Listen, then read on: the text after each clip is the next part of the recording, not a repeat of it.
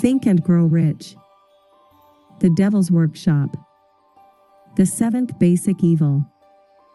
In addition to the 6 basic fears, there is another evil by which people suffer. It constitutes a rich soil in which the seeds of failure grow abundantly. It is so subtle that its presence often is not detected. This affliction cannot properly be classed as a fear. It is more deeply seated and more often fatal than all of the 6 fears. For want of a better name, let us call this evil susceptibility to negative influences. Men who accumulate great riches always protect themselves against this evil. The poverty-stricken never do. Those who succeed in any calling must prepare their minds to resist the evil.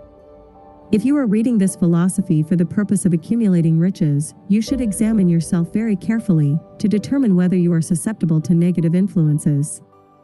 If you neglect this self-analysis, you will forfeit your right to attain the object of your desires. Make the analysis searching.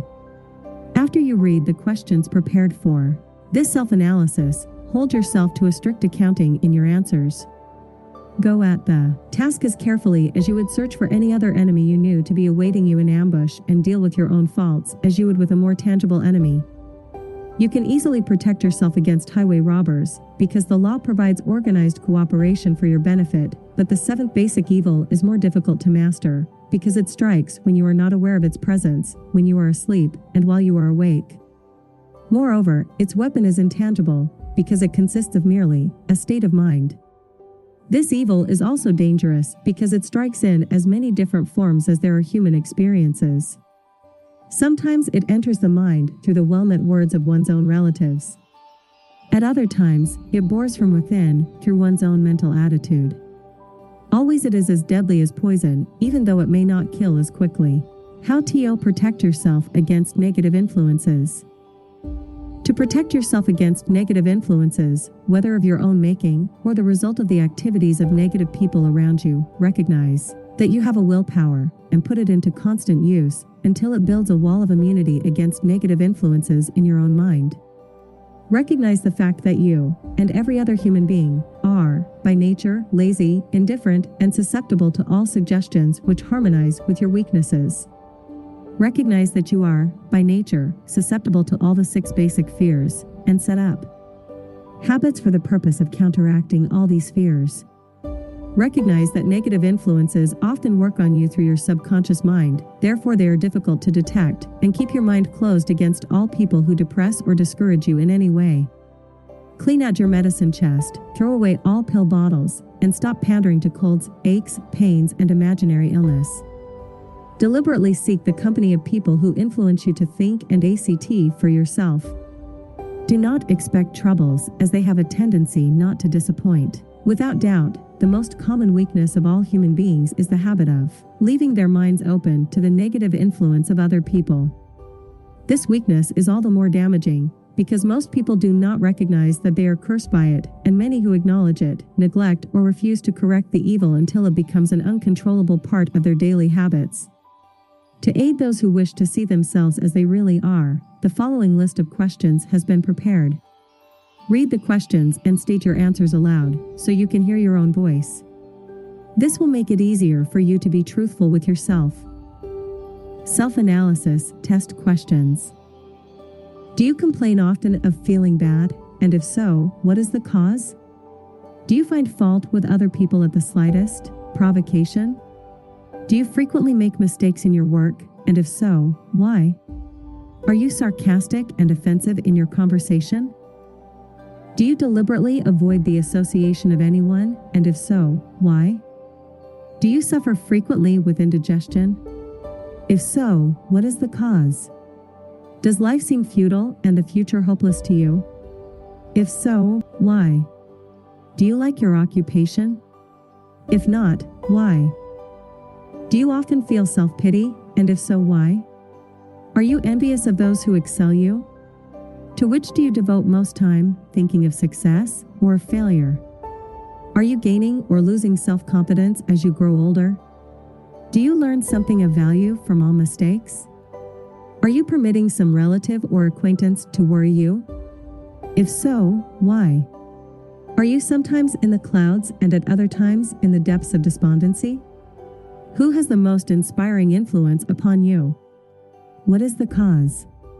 Do you tolerate negative or discouraging influences which you can avoid? Are you careless of your personal appearance? If so, when and why? Have you learned how to drown your troubles by being too busy to be annoyed by them? Would you call yourself a spineless weakling if you permitted others to do your thinking for you? Do you neglect internal bathing until auto-intoxication makes you ill-tempered and irritable? How many preventable disturbances annoy you, and why do you tolerate them? Do you resort to liquor, narcotics, or cigarettes to quiet your nerves? If so, why do you not try willpower instead? Does anyone nag you, and if so, for what reason? Do you have a definite major purpose, and if so, what is it, and what plan have you for achieving it? Do you suffer from any of the 6 basic fears? If so, which ones? Have you a method by which you can shield yourself against the negative influence of others? Do you make deliberate use of autosuggestion to make your mind positive?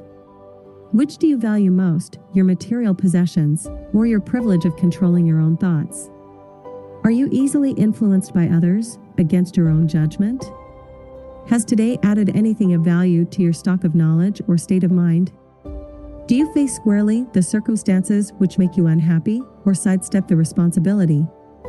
Do you analyze all mistakes and failures and try to profit by them, or do you take the attitude that this is not your duty? Can you name 3 of your most damaging weaknesses? What are you doing to correct them? Do you encourage other people to bring their worries to you for sympathy? Do you choose, from your daily experiences, lessons or influences which aid in your personal advancement? Does your presence have a negative influence on other people as a rule? What habits of other people annoy you most? Do you form your own opinions or permit yourself to be influenced by other people? Have you learned how to create a mental state of mind with which you can shield yourself against all discouraging influences? Does your occupation inspire you with faith and hope? Are you conscious of possessing spiritual forces of sufficient power to enable you to keep your mind free from all forms of fear?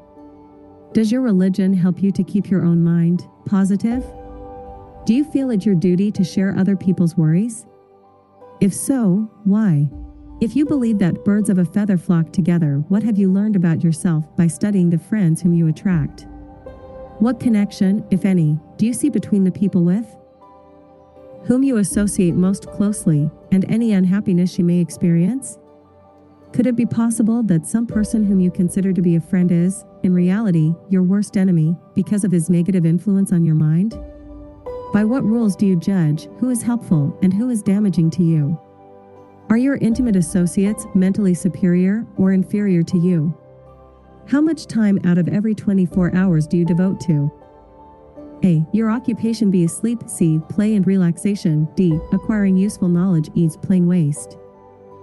Who among your acquaintances A. Encourages you most. B. Cautions you most. C. Discourages you most. D. Helps you most in other ways. What is your greatest worry? Why do you tolerate it? When others offer you free, unsolicited advice, do you accept it without question or analyze their motive? What, above all else, do you most desire? Do you intend to acquire it? Are you willing to subordinate all other desires for this one? How much time daily do you devote to acquiring it? Do you change your mind often? If so, why? Do you usually finish everything you begin?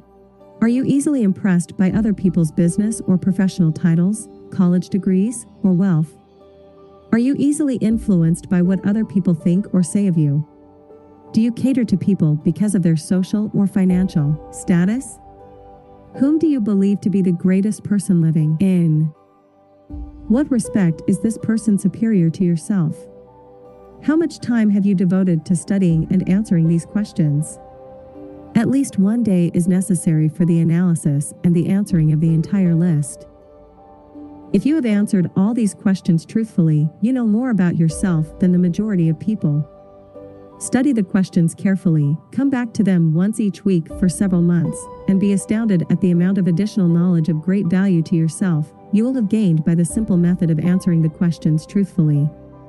If you are not certain concerning the answers to some of the questions, seek the counsel of those who know you well, especially those who have no motive in flattering you, and see yourself through their eyes. The experience will be astonishing. You have absolute control over but one thing, and that is your thoughts. This is the most significant and inspiring of all facts known to man. It reflects man's divine nature. This divine prerogative is the sole means by which you may control your own destiny. If you fail to control your own mind, you may be sure you will control nothing else. If you must be careless with your possessions, let it be in connection with material things. Your mind is your spiritual estate. Protect and use it with the care to which divine royalty is entitled. You were given a willpower for this purpose. Unfortunately, there is no legal protection against those who, either by design or ignorance, poison the minds of others by negative suggestion. This form of destruction should be punishable by heavy legal penalties, because it may and often does destroy one's chances of acquiring material things which are protected by law. Men with negative minds tried to convince Thomas A. Edison that he could not build a machine that would record and reproduce the human voice, because they said no one else had ever produced such a machine. Edison did not believe them. He knew that the mind could produce anything the mind could conceive and believe, and that knowledge was the thing that lifted the great Edison above the common herd. Men with negative minds told F. W. Woolworth he would go broke trying to run a store on 5 and 10 cent sales. He did not believe them. He knew that he could do anything, within reason, if he backed his plans with faith. Exercising his right to keep other men's negative suggestions out of his mind, he piled up a fortune of more than $100 million. Men with negative minds told George Washington he could not hope to win against the vastly superior forces of the British, but he exercised his divine right to believe. Therefore this book was published under the protection of the Stars and Stripes, while the name of Lord Cornwallis has been all but forgotten. Doubting Thomases scoffed scornfully when Henry Ford tried out his first, crudely built automobile on the streets of Detroit. Some said the thing never would become practical. Others said no one would pay money for such a contraption. Ford said, "I'll belt the earth with dependable motor cars," and he did. His decision to trust his own judgment has already piled up a fortune far greater than the next 5 generations of his descendants can squander. For the benefit of those seeking vast riches, let it be remembered that practically the sole difference between Henry Ford and a majority of the more than 100,000 men who work for him is this: Ford has a mind and controls it, the others have minds which they do not try to control. Henry Ford has been repeatedly mentioned because he is an astounding example of what a man with a mind of his own, and a will to control it, can accomplish. His record knocks the foundation from under that time-worn alibi, "I never had a chance." Ford never had a chance either, but he created an opportunity and backed it with persistence until it made him richer than Croesus. Mind control is the result of self-discipline and habit. You either control your mind or it controls you. There is no hallway compromise. The most practical of all methods for controlling the mind is the habit of keeping it busy with a definite purpose, backed by a definite plan. Study the record of any man who achieves noteworthy success, and you will observe that he has control over his own mind, moreover, that he exercises that control and directs it toward the attainment of definite objectives. Without this control, success is not possible. 57 Famous Alibis by Old Man If. People who do not succeed have one distinguishing trait in common. They know all the reasons for failure, and have what they believe to be airtight alibis to explain away their own lack of achievement. Some of these alibis are clever, and a few of them are justifiable by the facts. But alibis cannot be used for money. The world wants to know only one thing: have you achieved success? A character analyst compiled a list of the most commonly used alibis. As you read the list, examine yourself carefully, and determine how many of these alibis, if any, are your own property. Remember, too, the philosophy presented in this book makes every one of these alibis obsolete. If I didn't have a wife and family. If I had enough pull. If I had money. If I had a good education. If I could get a job. If I had good health. If I only had time. If times were better. If other people understood me. If conditions around me were only different. If I could live my life over again. If I did not fear what they would say. If I had been given a chance. If I now had a chance. If other people didn't have it in for me. If nothing happens to stop me. If I were only younger. If I could only do what I want. If I had been born rich. If I could meet the right people. If I had the talent that some people have. If I dared assert myself. If I only had embraced past opportunities. If people didn't get on my nerves. If I didn't have to keep house and look after the children. If I could save some money. If the boss only appreciated me. If I only had somebody to help me. If my family understood me. If I lived in a big city. If I could just get started. If I were only free. If I had the personality of some people. If I were not so fat. If my talents were known. If I could just get a break. If I could only get out of debt.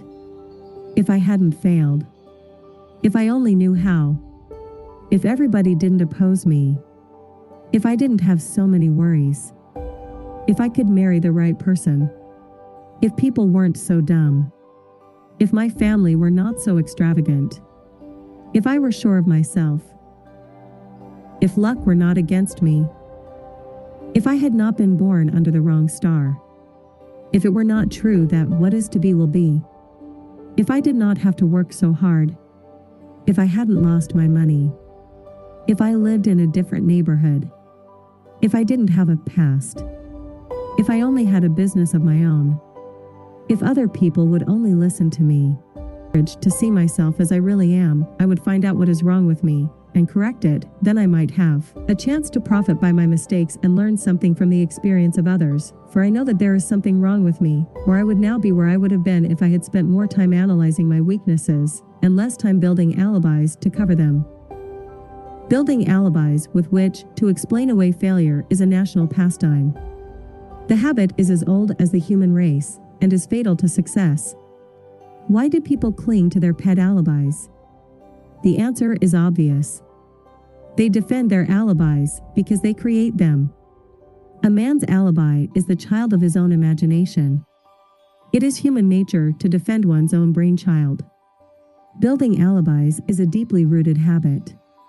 Habits are difficult to break, especially when they provide justification for something we do. Plato had this truth in mind when he said, "The first and best victory is to conquer self." To be conquered by self is, of all things, the most shameful and vile. Another philosopher had the same thought in mind when he said, "It was a great surprise to me when I discovered that most of the ugliness I saw in others was but a reflection of my own nature." "It has always been a mystery to me," said Elbert Hubbard, "why people spend so much time deliberately fooling themselves by creating alibis to cover their weaknesses. If used differently, this same time would be sufficient to cure the weakness, then no alibis would be needed."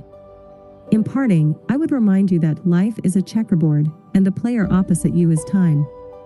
If you hesitate before moving, or neglect to move promptly, your men will be wiped off the board by time. You are playing against a partner who will not tolerate indecision.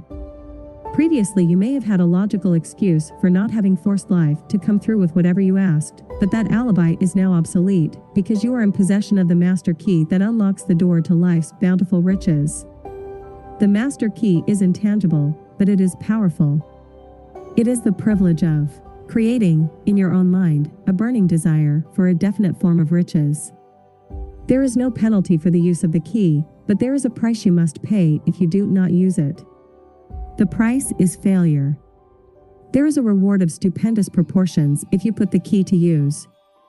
It is the satisfaction that comes to all who conquer self and force life to pay whatever is asked. The reward is worthy of your effort. Will you make the start and be convinced? "If we are related," said the immortal Emerson, "we shall meet." In closing, may I borrow his thought and say, if we are related, we have, through these pages, met.